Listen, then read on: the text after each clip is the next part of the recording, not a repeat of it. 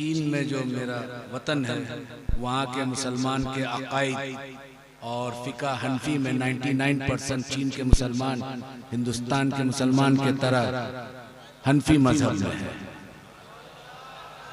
अब जमात कौन सा है, तो जमात अहले सुन्नत वल जमात है।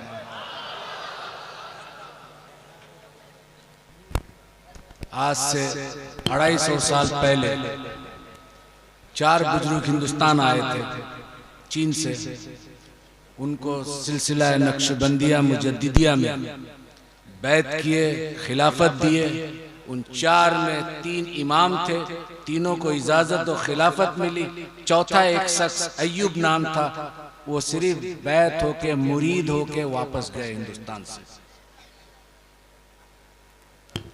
ये 3 शख्स जिसको खिलाफत मिली थी उनका नाम है सैयद दाऊद रहमतुल्लाह अलैह, शाह कमालुद्दीन नक्शबंदी रहमतुल्लाह अलैह, शाह शमसुद्दीन रहमतुल्लाह अलैह। ये 3 खानका 250 साल से चीन में मौजूद है आज तक। चीन के कम्युनिस्ट पार्टी इस वक्त चीन दुनिया में बहुत पावरफुल कंट्री है। आज हम तमाम मोबाइल्स यहाँ रखा हुआ वो लगभग 90% चीन का पैदावार है। मेरा चचा नक्शबंदी सिलसिला के बहुत बड़े मशाइख थे, 12 से 12.5 लाख मुरीद था। सुभान अल्लाह। उन्होंने हमें तरबियत दी। अब मेरा ताल्लुकात हिंदुस्तान से इसलिए है कि मेरे वाली साहब हिंदुस्तान आए, मेरा माँ हिंदुस्तान के। मेरी तालीम चाइना में हुई। जब तमाम तालीम खत्म हो गया, ग्रेजुएशन हो गया चाइनीज जबान में, तो मेरा वाली साहब कहे कि क्या बनना चाहते हो, डॉक्टर, इंजीनियर। तो हमने कहा कि हमारे आबो अजदाद क्या थे, हम अपने दादा के बारे में ज़्यादा जानकारी नहीं था। बोले हम सब नक्शबंदी सिलसिला के थे। हमारे वाली साहब यानी कि मेरा दादा शाह कमालुद्दीन नक्शबंदी रहमतुल्लाह अलैह, मेरा वाली साहब कहे कि वो दीन का खिदमत किए, उसका वाली साहब दीन का खिदमत किए। तो हमने कहा कि जब इस खानदान से हम बिलोंग करते हैं तो फिर हमें दुनियावी तालीम क्यों दी, दीनी तालीम किसी मदरसा में देना चाहिए था। तो बोला कि आका अलैहिस्सलाम का एक मशहूर वाक़यात है, हदीस नहीं है, कि इल्म सीखना के लिए अगर चीन जाना पड़े, बस इस वजह से हमारा ताल्लुका चीन से है। और ये आका अलैहिस्सलाम के ज़माने में बहुत मशहूर था, इसलिए हमने चीन भेज दिया तुम्हें। बहरहाल तब मेरा शौक और ज़ौक़ इमाम रब्बानी मुजद्दिद अफ़सानी रहमतुल्लाह अलैह पे हुआ कि सिलसिला नक्शबंदी मुजद्दिदी का बानी जो है इमाम रब्बानी मुजद्दिद अफ़सानी रहमतुल्लाह अलैह। तो जिस शख्स के बारे में मैं जानता नहीं, उनके मजार में जाकर किस तरह ताज़ीम और तकरीम किए मैं नहीं जानता, इसलिए मैं नहीं जाता था। पहले शख्स के बारे में जान लूं, फिर उसके बाद तो मैं स्टडी करने लगा, उर्दू पढ़ने लगा। फिर बहुत जल्दी पढ़ा, क्योंकि बरस जब शौक होता है किसी लैंग्वेज को सीखने के लिए तब अल्लाह ताला भी मदद करता है। वो दीन का मामला था, तसव्वुफ का मामला था, तो बहुत जल्दी ये मरहला ख़त्म हो गया। फिर बहुत सारे अरब ममालिक में मैं गया देखने के लिए, मिस्र, सूडान, इथियोपिया, जितना अरब मुल्क है। फिर उसके बाद सेंट्रल एशिया गया, जितना 1991 में उज़्बेकिस्तान, किर्गिस्तान, सोवियत यूनियन टूटने के बाद इस हिस्सा में मुसलमान हनफी ज़्यादा है, अप टू तुर्की तक। उसके बाद जब दीनी तालीम पूरा मुकम्मल हो गई, अब ज़ौक़ और शौक़ हुआ तसव्वुफ़ क्या है। और तसव्वुफ़ सीखने के लिए सबसे पहले आपको 2 चीज़ चाहिए। एक आपको कामिल मशाइख, जिसको हम पीर साहब कहते हैं। आज यहाँ एक बहुत बड़े पीर महबूब अली शाह रहमतुल्लाह अलैह यहाँ आज हम लोग को हाजिरी का नसीब हुआ। वो कौन शख्स थे, क्या थे, जो दुनिया भूल नहीं पा रहा है। वो पूरी जिंदगी तसव्वुफ के बुजुर्ग थे।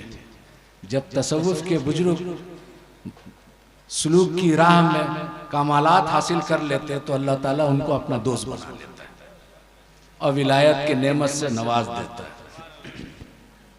तो उन्हीं के एक ज़ौक़ और शौक और एक रूहानी निस्बत हमें यहाँ खींच के लेके आई। मेरा मादरी जबान चाइनीज है। अब चीन के बारे में थोड़ा मैं जानकारी दे दूं। हम रसूलुल्लाह सल्लल्लाहु अलैहि वसल्लम के ताज़ीम में जब वहाँ जुमा का नमाज होता है तो हर मस्जिद है, तो जुमा के नमाज के बाद सलातो सलाम पढ़ा जाता है।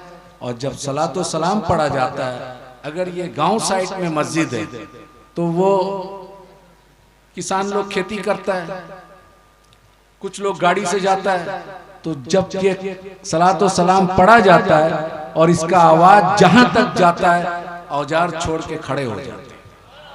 सुभान अल्लाह।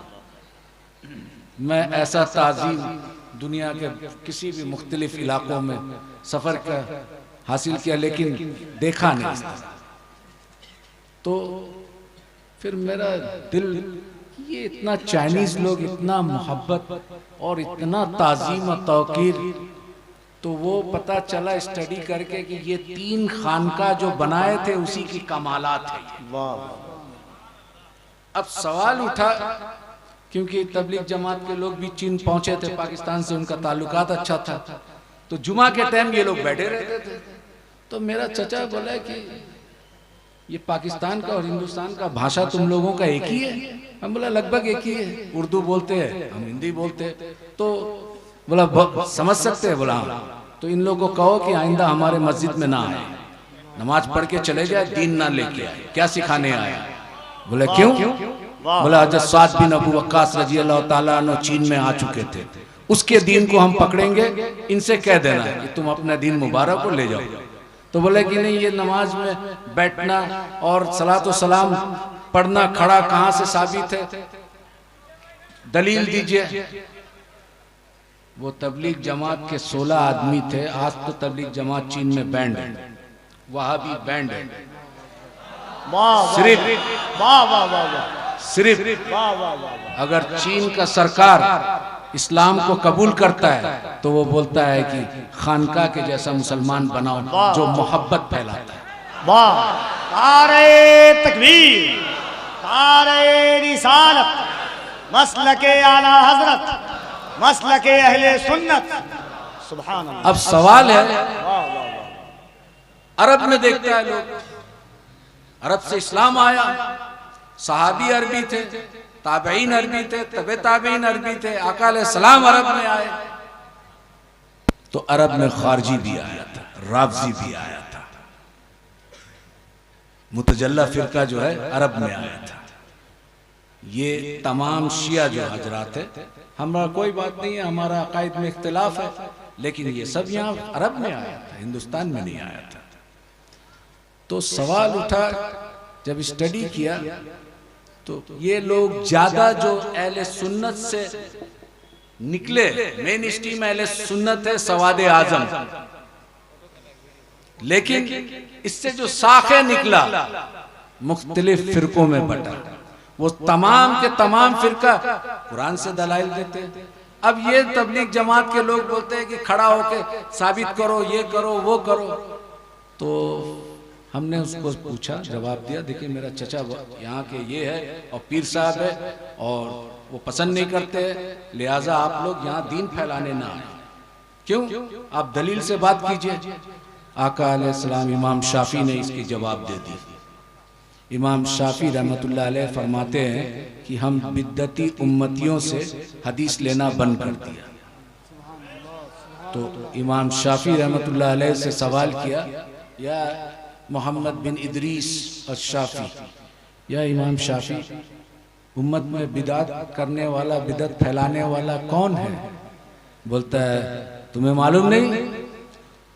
उम्मत में बदतरीन उम्मत वो है जो आका अलैहिस्सलाम की ताजीम के लिए दलील के कायल है, दलील ढूंढता है। आका अलैहिस्सलाम के ताजीम के लिए जो दलील मांगे वो इमाम शाफी के नजदीक बदतरीन उम्मत है। जवाब दे दिए। तो हमने उनसे वही दोहराया इमाम शाफी के कौल को कि भाई इमाम शाफी ने इसका जवाब दे दिया, अब क्या कहते हैं? बोला नहीं आप दलील दीजिएगा।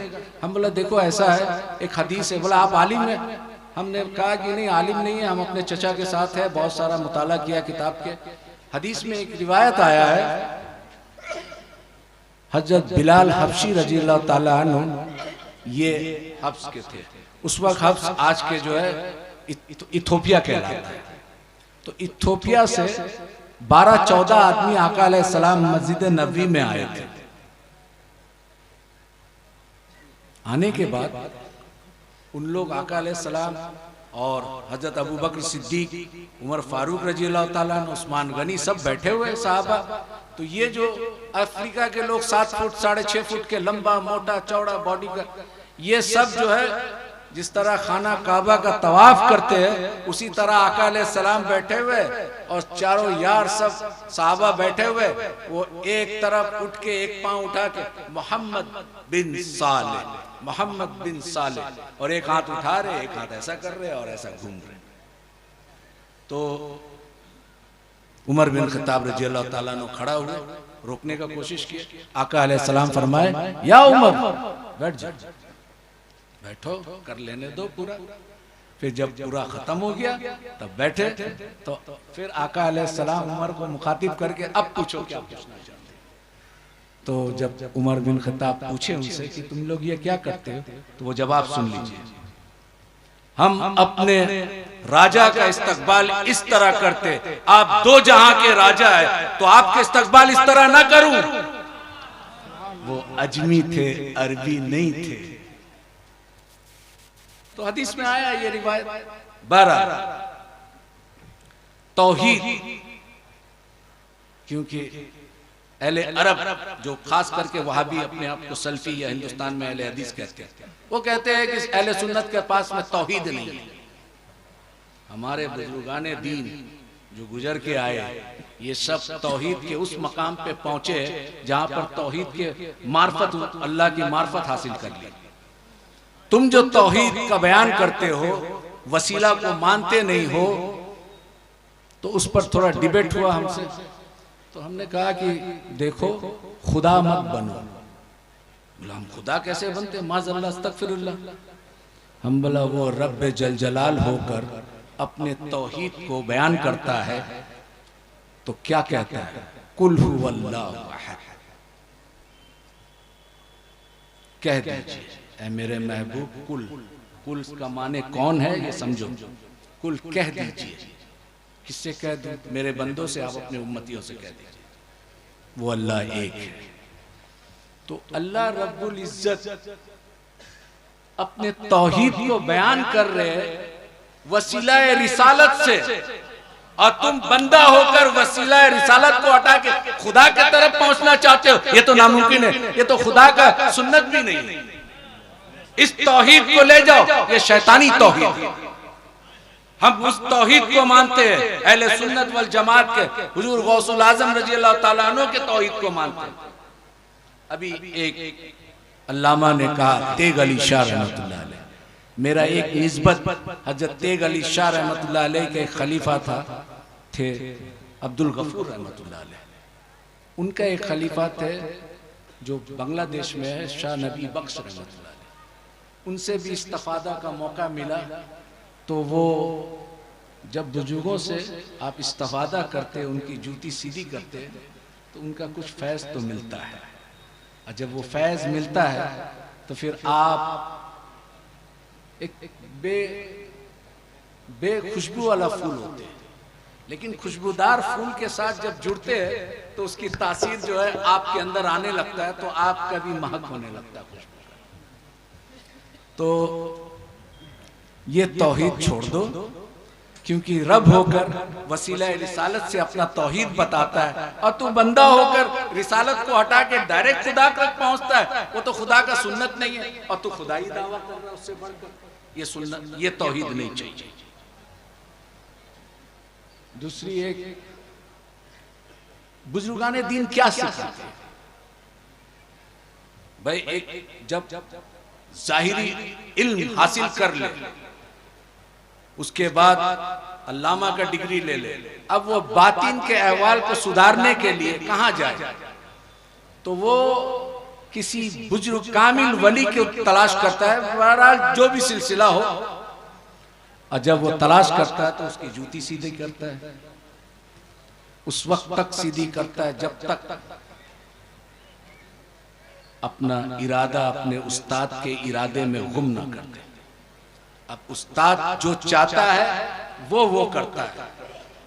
इसको फनाफिल शेख कहते हैं कि अपने इरादा को तर्क कर दिया और अपने उस्ताद के इरादे को गलबा लाया।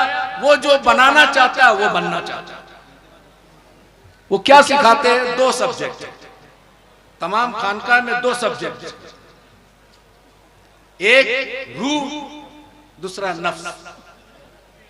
रूह और नफ्स का क्या ताल्लुकात है, तमाम बुजुर्गाने दीन का फोकस इस पर है। अब इसको एक एग्जाम्पल के तौर पर हम समझाते हैं। हमारा एक जिस्म है,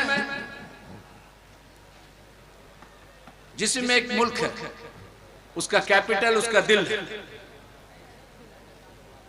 2 पॉलिटिकल पार्टी है अमेरिका में, 2 पॉलिटिकल पार्टी है, डेमोक्रेटिक रिपब्लिक। हिंदुस्तान में मल्टी पार्टी सिस्टम है। अब 2 पार्टी लड़ाई करता है कैपिटल को कब्जा करने के लिए, रूह और नफ्स।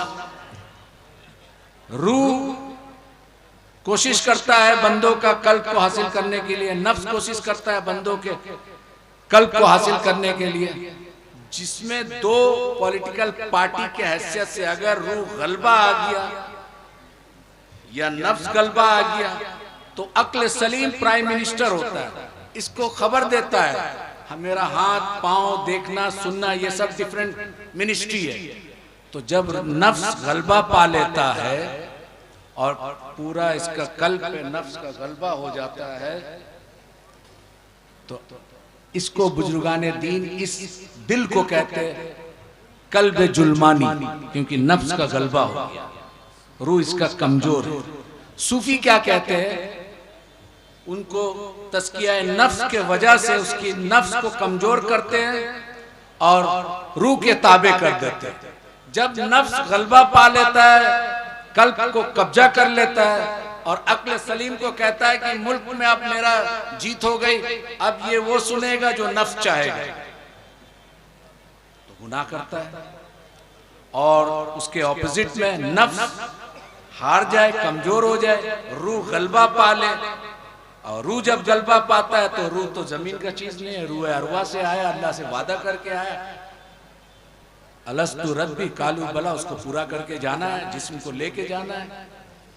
तो जब रूह कब्जा कर लेता है कैपिटल को तो उसका पूरा जिस्मानी, उसका डिफरेंट पार्ट्स ऑफ मिनिस्ट्री, वो तमाम वो काम करता है जिससे रूह को सुकून मिलता है। उसको सूफिया कहते हैं कि इस बंदे का कल्ब रूहानी। ये है खानकाई निजाम, ये सिखाते हैं तस्फिया कल्ब। अब तीसरा एक है और इसी पर मेरा तकरीर खत्म कर दूंगा।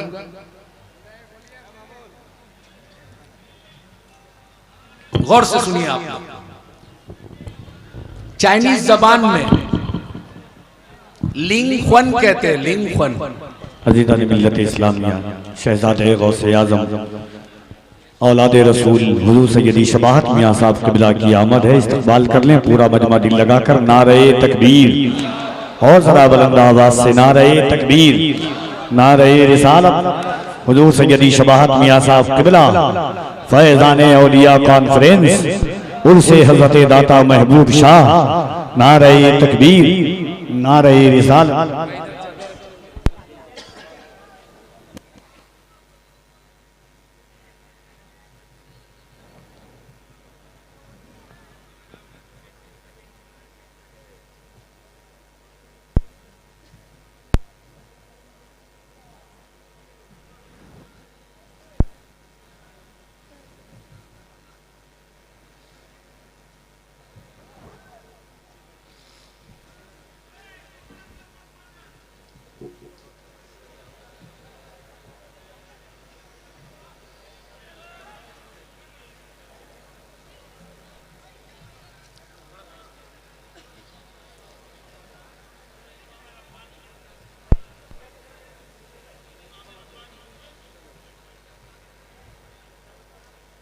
कब्र का सवाल जवाब।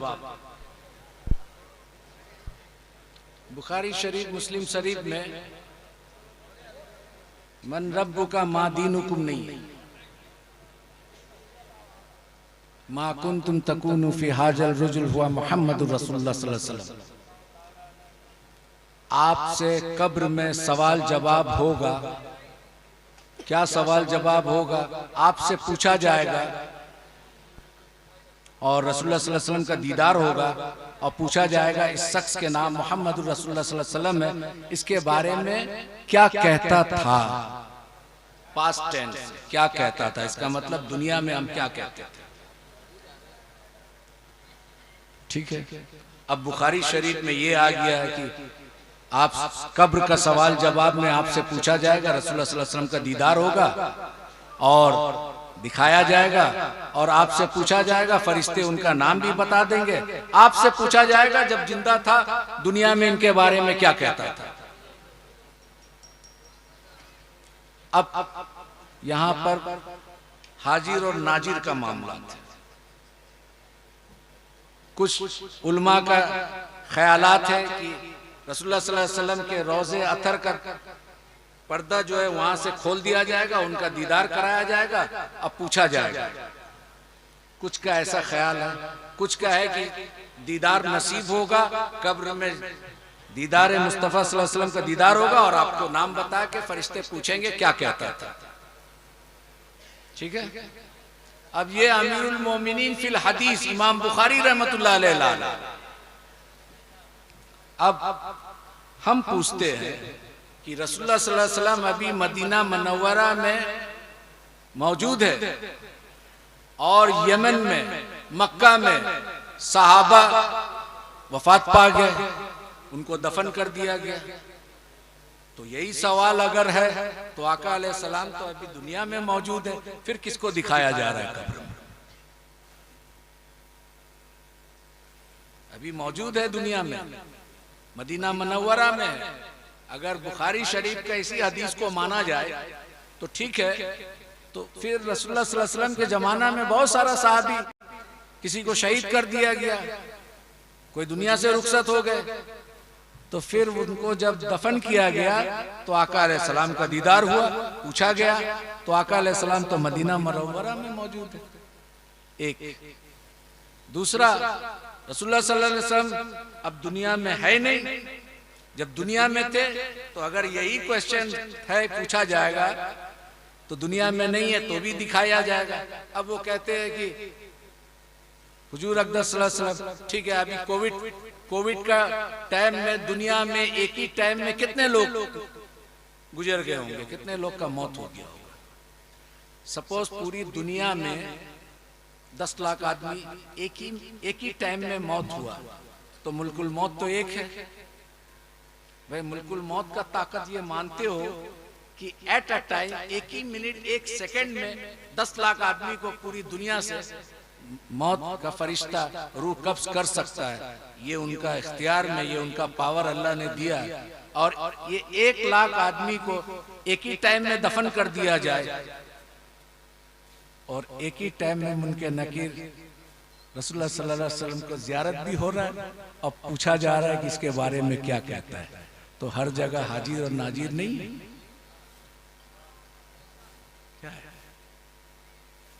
हमारे बहुत सारे असलाफ जो बुजुर्गाने दीन गुजरे, इमाम जलालुद्दीन सूती रहमतुल्लाह अलैह, तो कहते थे हम आलिम बेदारी में जियारत किया रसूलुल्लाह सल्लल्लाहु अलैहि वसल्लम का।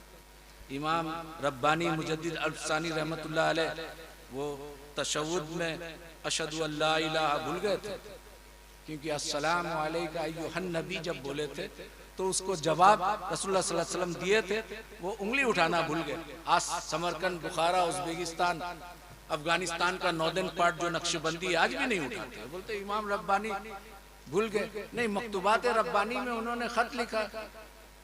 वो काजी नौमान बदख्शी रहमतुल्लाह अलैह को खलीफा थे कि देखो फकीर ने जो है नमाज में इस तरह का मामलात आया तो तशव्वुद में, क्योंकि आप हनफी है तो हनफी है तो अशहदु अल्ला इलाहा उठाएंगे, लेकिन आपने भूल गए।